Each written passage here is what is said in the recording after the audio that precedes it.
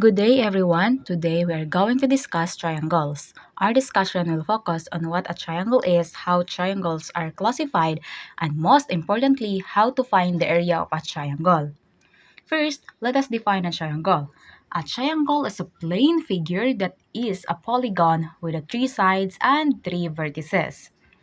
A vertex is simply a corner or point where two sides meet. For example, when we look at a typical triangular shape, we can identify three sides and three corners. Another important property of a triangle is the sum of its interior angle is always 180 degrees.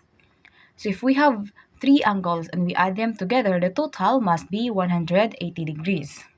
Now that we know what a triangle is, let's learn how triangles can be classified.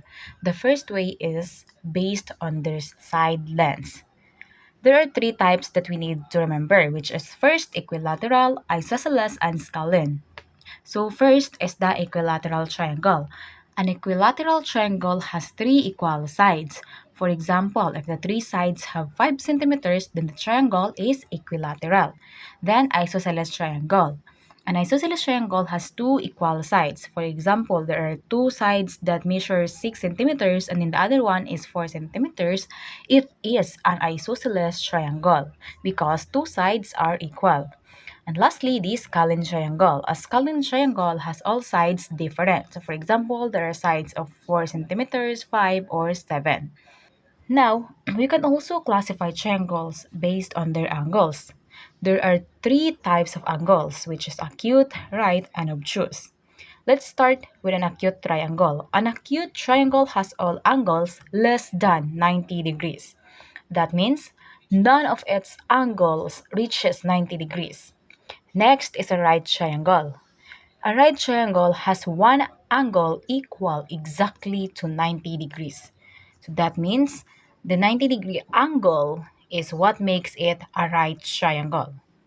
And now the obtuse triangle. An obtuse triangle has one angle greater than 90 degrees. Now, we are going to focus on the main mathematical concept of our discussion, which is finding the area of a triangle. So the formula we're going to use is the A for area is equal to 1 half times B times H. So A represents the area and B represents the base and H represents the height. The height is the perpendicular distance from the base to the opposite vertex. When we say perpendicular, we mean that the height forms a 90-degree angle with the base. Now, let's apply the formula to an actual problem.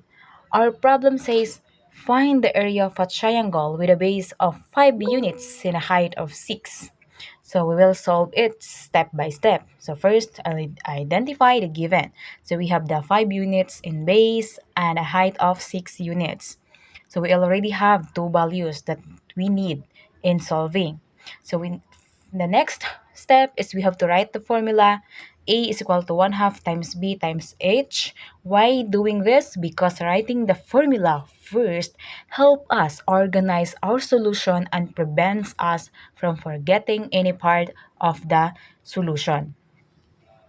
Now, let's continue with the same problem. Our base is 5 and our height is 6. So we replace B and H by 5 and 6 respectively. So we have now A is equal to 1 half times 5 times 6. So now we calculate the first. 5 times 6 is equal to 30 and then the half of 30 is 15. Therefore, 15 is the area that we are looking by the given problem. So because we are finding the area, we write our answer in square units. So the area is 15 square units. Notice the process we followed. First, we identify the problem, write the formula, we substitute, calculate, and write the correct units. Now, it's your turn to practice. We have 4 problems on this slide. For every problem, use the same formula. A is equal to 1 half times B times H. You may pause the video first while doing the practice problems. Now, let's check our answers and group each solution carefully. So, we'll just check the first problem.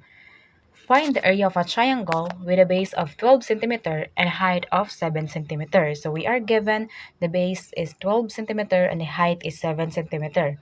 So our formula is the same. A is equal to 1 half times B times H. So after substitution, we have A is equal to 1 half times 12 times 7. So 12 times 7 is basically 84, and in the half of 84 is 42. So we get the area of 42 square centimeters. So to conclude, studying the area of a triangle is very important because it builds essential geometry knowledge and problem solving skills. So I think that's all. Thank you everyone for listening.